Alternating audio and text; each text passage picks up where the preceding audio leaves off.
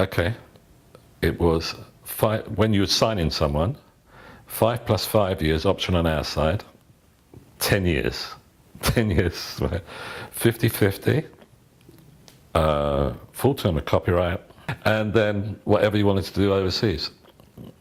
But having said that, that thing had just started kicking in about if you owned the company overseas, then you can't basically take 50%, they have 50%.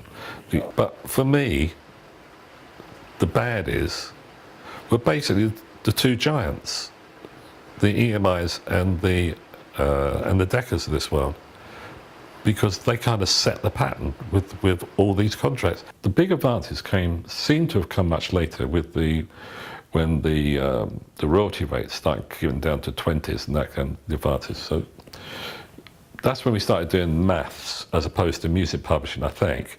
Then, you know, a manager would come and say, I've got, you know, this famous band, I've got this new act or whatever. And then you would try and work out some kind of calculation so you could offload a bit of money in Germany, France, US, that kind of thing. All our lives changed with Led Zeppelin, you know, with Led Zeppelin more than any, you know, people talk about the Beatles and the Rolling Stones, but they done traditional deals, didn't they, in lots of ways. Led Zeppelin, I think, changed lots of things.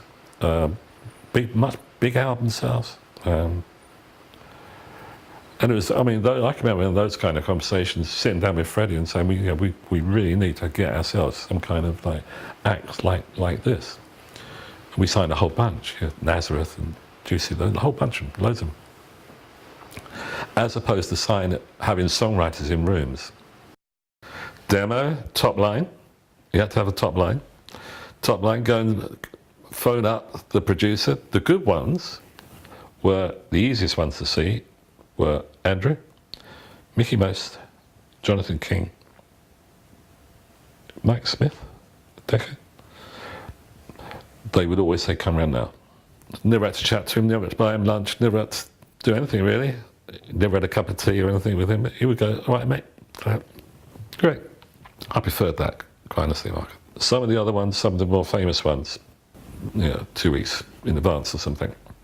But generally, the producers of the day, you know, the ones that were basically self-employed, if you put it that way, you could see them almost immediately, and they would ask for a hold on a song of you know, a couple of weeks or something, which I never really done.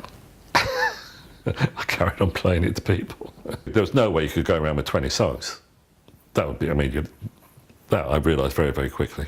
And that was part of my education from Freddie Beanstalk, funny enough, is that you did in fact cast a song, as he did with Presley, etc., etc. So you did in fact go just round with one song. Yeah, just one.